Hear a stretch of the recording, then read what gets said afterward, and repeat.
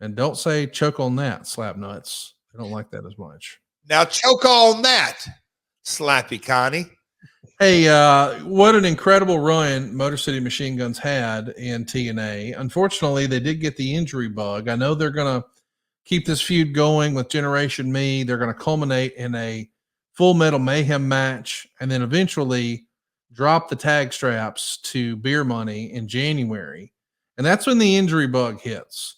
Alex Shelley is going to hurt his collarbone and he's going to be out for a few months. And as soon as he comes back, Saban almost immediately tears his ACL and MCL. So he's going to be on the shelf for a bit. Alex Shelley is going to have his contract expire in May of 2012. And you and I have never talked about this, but do you recall why his contract was not renewed? Like once he's back at full strength and Chris Saban's back at full strength, they're barely used on TV. And then we see Shelley say, okay, well, I'm not welcome here anymore. What happened? Did he quit? Did he not renew? Did you not offer him another deal? Do you recall? And here's where you kind of get into the devil of the details and the story behind the story. In 2011, Conrad, I was at this point, completely out of creative. I mean, and not told anything, candidly.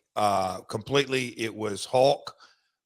It was that we'll call it that 5-headed monster that was never productive because there was never one true boss. It was Dixie, Hulk, Eric, Bruce, and Russo. And, a different, but I don't think and not just these guys, but there was several that, okay, Alex isn't going to fit. Well, we're not going to cut Chris because he's on the injured. Now we brought him back. And when they brought him back, I think he became world champion.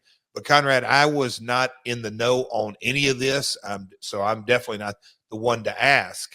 But I do remember, because obviously I was international in live events, and I was like, man, there's value in Motor City Machine Guns merch and tag on live events, because we had series of live events where they did well, but that was not in the cards. And so, as we know, by 2013, our live event program was headed south quickly.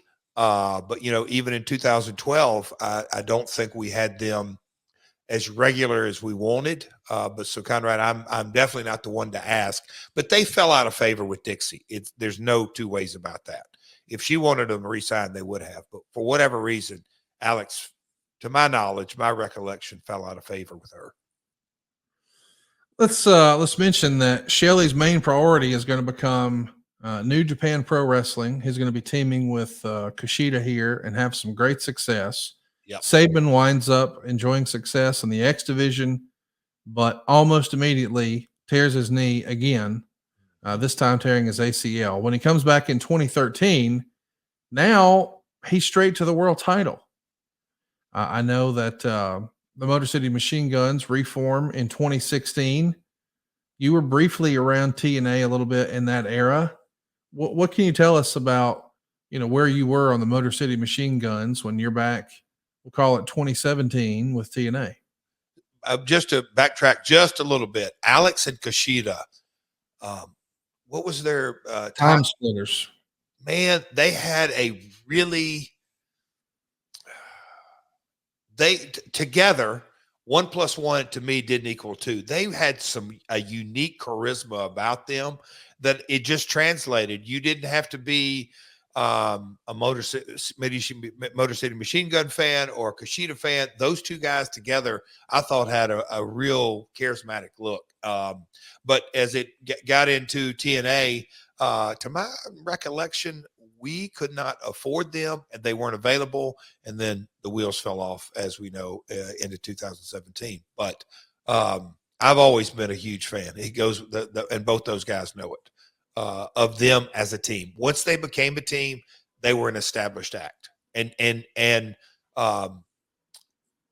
could work heel or babyface. They just had real good chemistry and they made your program better.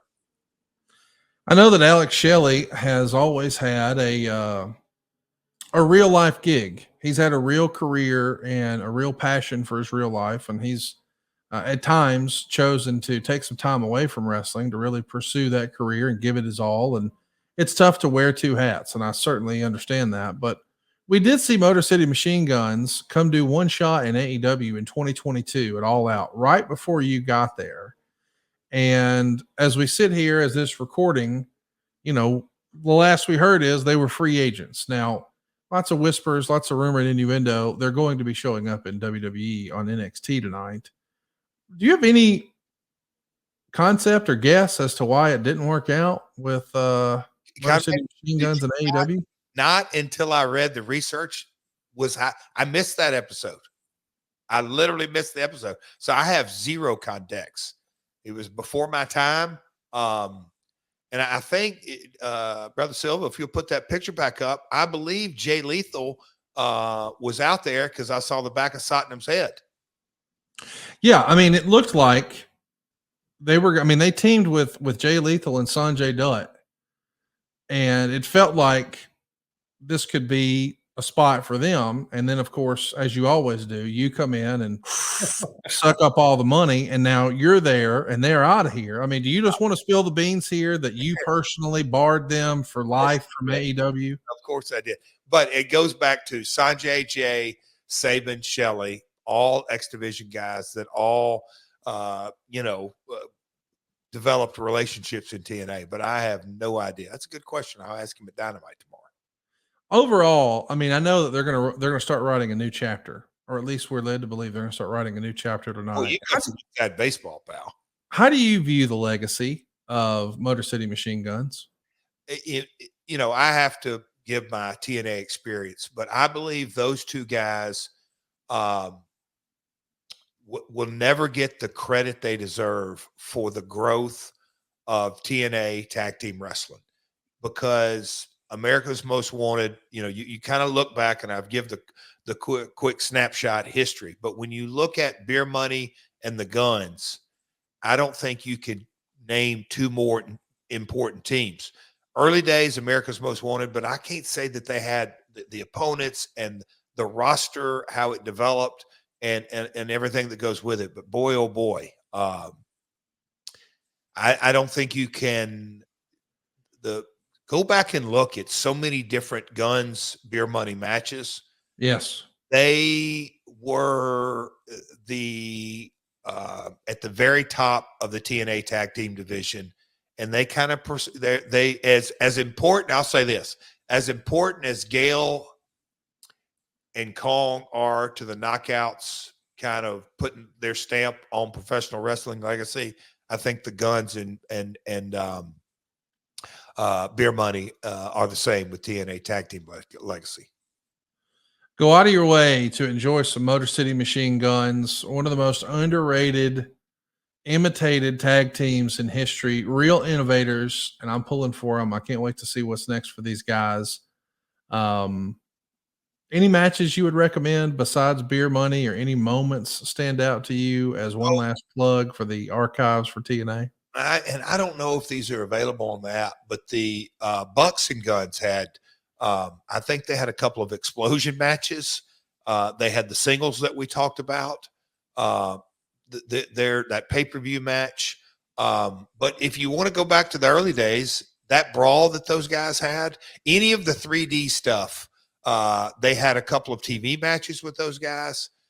You know what? If you're a tag team wrestler out there and kind of want to watch the growth, and I encourage guys in seminars, don't watch just one match. Watch the progression of a talent from, heel to babyface or whatever it may be. Watch the progression of the Motor City Machine Guns as a team, and you're going to pick up on some stuff that is absolutely a part of a recipe for tag team wrestling success, for sure.